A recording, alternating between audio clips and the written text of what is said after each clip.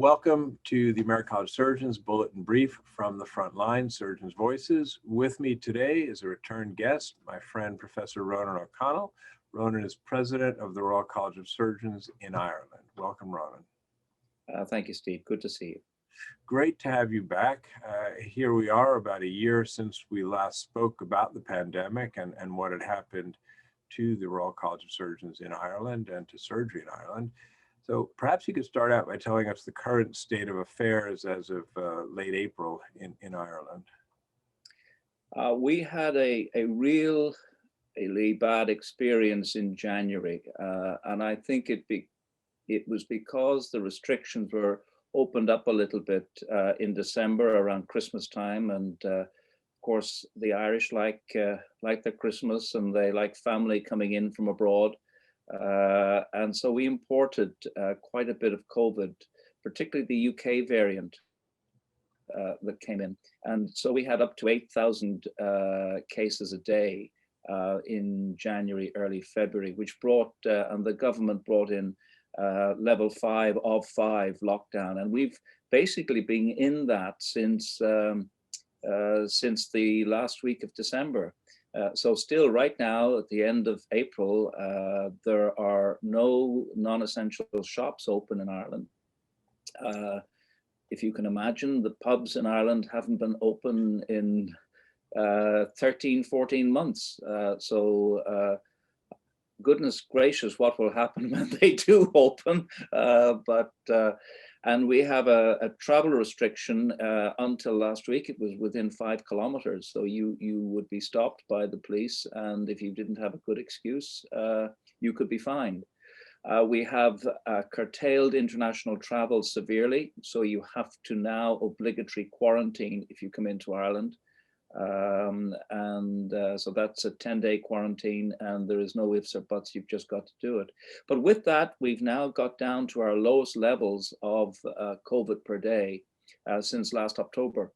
So yesterday there were just 400 cases in the country, and we have fewer than 200 patients in hospital and under 50 in intensive care. So we're really, the lockdown has worked.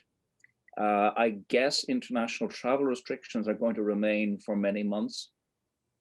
And the vaccination, we are at about 1.2 million doses of vaccination distributed right now. That would be about 20% of the population vaccinated. All frontline healthcare workers have been vaccinated, and they're now working on an age basis. So I'm likely to get vaccinated in the next week or so. Oh, good. I'm glad to hear that.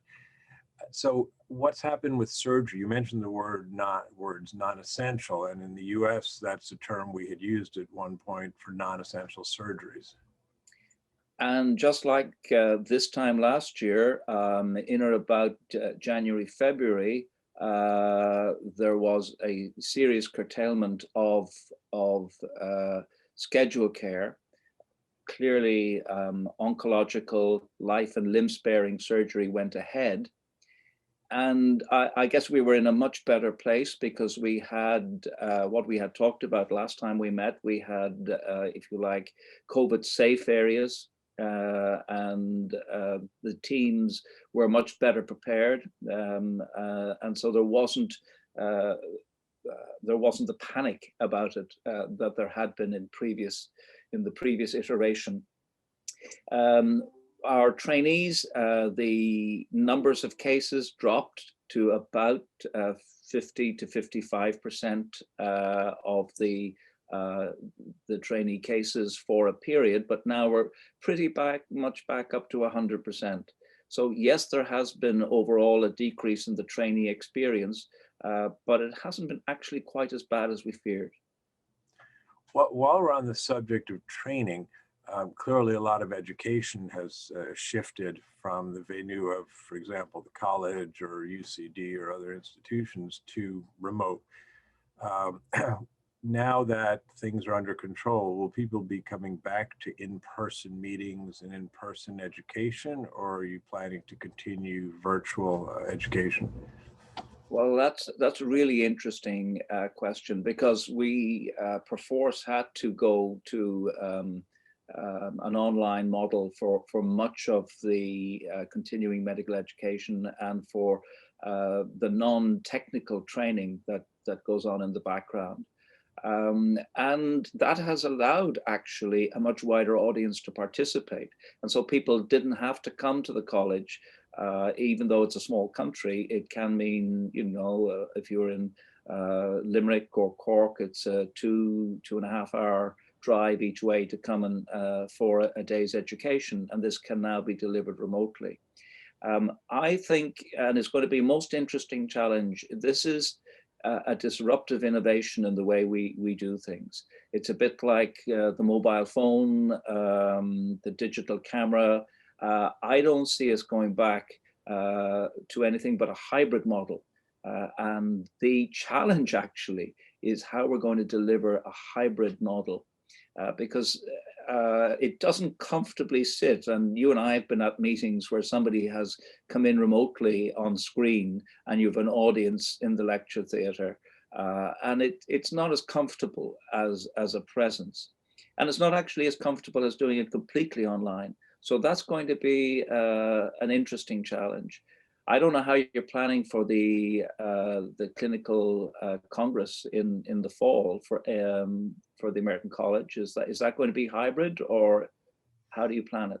Well, the discussions are still underway. Our executive director, Dave Hoyt, and the rest of the staff are discussing it on a regular basis, monitoring the data. Much of it is also contingent upon the host city, which in this case is Washington, D.C., and what their requirements are in terms of how many people can be in a space and so on and so forth. And it's being monitored, so there's no decision yet. I think that we are set through July. So for May, our Leadership and Advocacy Summit, which is mid-May, is all virtual. That includes the leadership lectures, the leadership workshops, the small group breakouts in leadership. It includes the Hill visits in the US, going to speak to our representatives in Washington, D.C. in a virtual sense. In addition, the annual Quality and Safety Conference. So the first meeting is run by Patricia Turner, our Director of Membership Services, and Christian Shaljan, our Director for Health Policy and Advocacy. And the second meeting, which Cliff co-runs, which is the Quality and Safety Conference in July, that I believe was to have been in Denver, I think. That's virtual, completely virtual for July. So we've gotten as far as July, don't yet know about October, but it's at the top of all our minds, and I'm sure we'll soon have a decision. Much of what we do, by the way, may be impacted not so much by what we want to do domestic, but because the international draw and the fact that at present so many countries do have travel restrictions is also going to go into our formula, as do universities and clinics in the US on their employees. Yeah, my thoughts are that you won't have much international travel this year. Yeah, it's gone from a 1 year to a 2 year hiatus. Yeah, and then of course, there's going to be great changes in actually the way we travel and everything else. I mean, we thought that getting through security was an issue. Well, getting through health, the health verification and your COVID passport, etc., will be really a pain. Yeah, it's a different world for sure, and you and I can think about back when we were in training. You drove up to the airport and you walked in and got on your plane, and how that's changed. And you're right, it's going to be changing even more. And I've heard about delays of 4 to 6 hours at Heathrow because of these various health steps. But for the present time, we are relying more upon online education for our learning. How about for our verification of learning? So unlike the US, the 4 colleges do also take on the responsibility of verification of practice and giving people their fellowships and giving them their ability to practice the art and craft of surgery. What's happened to the examination process? Well, the examinations were held in November. They were taken out of hospital settings and were staged in hotels with virtual patients, actors, and we were fortunate. There were no COVID events relating to that, and the examinations went off well. This is the part B. The part A, of course, is an online examination. And as of the last week in March, the first, because we've got 9 disciplines in surgery, so there are 9 separate exams. So neurosurgery, I believe, was the one that started in the last week in March and went off. And actually today, ear, nose and throat, otorhinolaryngology fellowship examinations are on. They're the smaller specialties in terms of numbers. And we've got trauma and orthopedics and general surgery coming up in coming weeks. So what has been arranged for, because there are travel restrictions between Ireland and the UK now in terms of going across, is that we can remotely access it for the Irish trainees through the UK Centre. The international fellowship examination, which the 4 Royal Colleges have held, particularly in Southeast Asia, Kuala Lumpur, Singapore, and Sri Lanka, we've put those on hold. We hope that we will be able to hold an iteration or a diet of the examination in October. But like the ACS meeting, I suspect the decision will be made in about July. And I just wonder, will we be able to go ahead? But there's a great pressure. There are a lot of people who have done the first part, whose career development and progression is requires that they sit the exam. So we're very cognizant of that and trying to get it over the line. Yeah, I think that's it's a very similar process to the evolution here with the American Board of Surgery, certainly. And of course, it's now uniform in the UK and Ireland with the 4 colleges all working together. Yeah. So that would be the same everywhere. We don't have the same international element, obviously. One phenomenon we've seen in the US is more people interested in medical school than had been for several years. Are you seeing anything similar to like that? For sure, the number of applications to enter medical school, but also all the professions allied to medicine has increased. And I think it's because people have actually become aware of actually what people do and the good that people do. They've also become aware of the importance of science and how science can actually influence our lives, and particularly the biomedical sciences. And so in all disciplines, yes, there's an increased interest. Great. Well, before we close, I'll give you the opportunity to share any additional thoughts you may have, lessons learned from COVID or predictions for the future or any other topic. Well, it's very interesting. Last night I did a webinar just like this, but I did it with Stephen Chen in Hong Kong and colleagues in Singapore and Malaysia. And it was very clear to me that our Southeast Asia colleagues were much better prepared.